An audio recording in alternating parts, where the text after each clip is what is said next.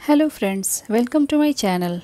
सुनंदा अपने पिता की इकलौती बेटी थी। नाम के मुताबिक देखने में भी बहुत सुंदर थी। जब वो अपने ससुराल गई तो उसे उसके मुताबिक ही सब कुछ मिला। किंतु आजकल की लड़कियों को अधिक टोकना, समझाना, अपने मन के मुताबिक चलाना सासू माँ को अब कहाँ रह गया है। एक कहावत तो आपने सुनी ही होगी, जो किया बहू से टकरार, खो दिया उसने बेटे का प्यार। इस कहानी के मुताबिक सुनंदा की सास सुनंदा को हमेशा समझाती, बहू ऐसा करो, ऐसा ना करो। नई नवेली बहू को थोड़े ही दिनों में अपनी सासू माँ से चिढ़ पैदा होने लगी। इस प्रकार यह सिलसिला आगे की ओर बढ़ता गया। एक दिन सुनंदा के घर कुछ मेहमान आने वाले थे। सासू माँ बोली, बहू आज कुछ अच्छी अच्छी व्यंजन बनाओ और मेहमानों के लिए चाय नाश्ता का इंतजाम भी अच्छी तरह से होनी चाहिए।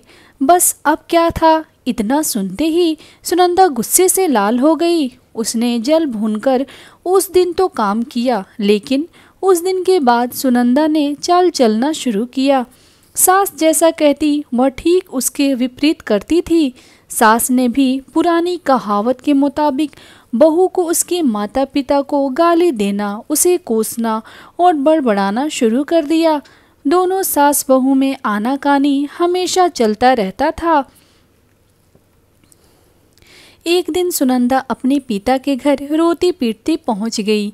वह अपने पिता से बोली, पिताजी आप तो डॉक्टर हो, मुझे कुछ ऐसी दवा दीजिए जिसे खिलाकर वह बुढ़िया गूंगी हो जाए, क्योंकि वह मुझे गंदी गंदी गालियाँ देती है।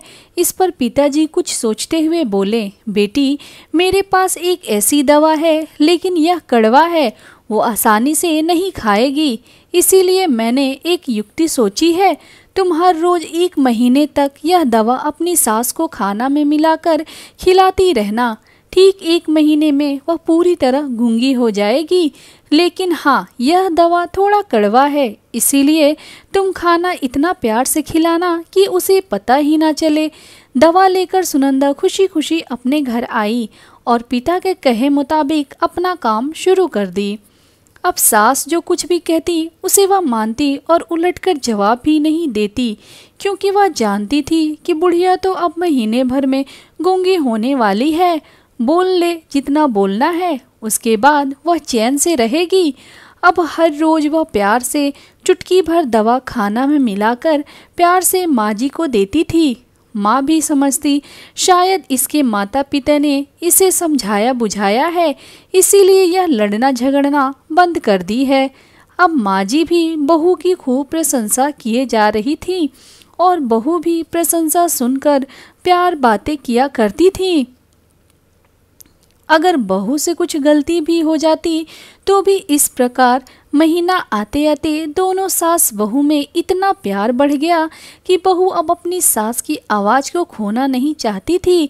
एक दिन फिर उसी प्रकार सुनंदा रोती पीटती अपने पिता के पास पहुंची। पिताजी बोले, अब क्या हुआ? सुनंदा बोली, पिताजी अब क्या होगा, मेरी सास बहुत अच्छी है, मैं उसकी आवाज़ खोना नहीं चाहती, वह मुझसे प्यार से बात करती हैं। अब मुझे कोई ऐसी दवा दीजिए जो कि मेरी माँ जी को दिया हुआ दवाई का असर काट सके और वह गूंगी ना हो पाए। इस पर पिताजी हंसते हुए बोले, बेटी तुम रोना धोना बंद करो और खुशी से रहो। जो दवा मैंने तुम्हें दिया वह कोई दवाई नहीं था, वह रिश्तों में घुली कड़वाहट उतरने की तरकीब थी। अब अगर ऐसा नहीं किया होता तो तुम शायद आज नहीं सुधरी होती। बेटी इसी प्रकार यदि तुम अपनी सास के साथ अच्छे से रहोगी तो वो भी तुम्हें अपनी बेटी के समान प्यार करेंगी।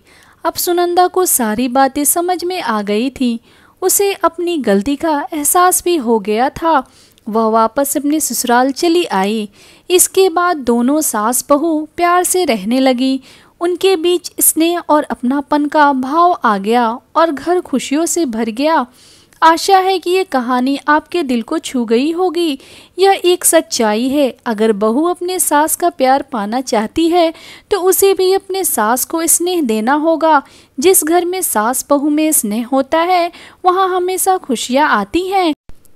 अंत में बस इतना ही कहती हूँ, इस कहानी को एक शेयर ज़रूर करिए, बस समझने की देर है। इस कहानी से कितने ही लोगों की ज़िंदगी में खुशियाँ आ सकती हैं। तो दोस्तों, आपको ये कहानी कैसी लगी कमेंट्स में ज़रूर बताएं। और अगर आप मेरे वीडियो पे चैनल पे नए हैं तो प्लीज़ चैनल को सब्सक्राइब करें। Thank you.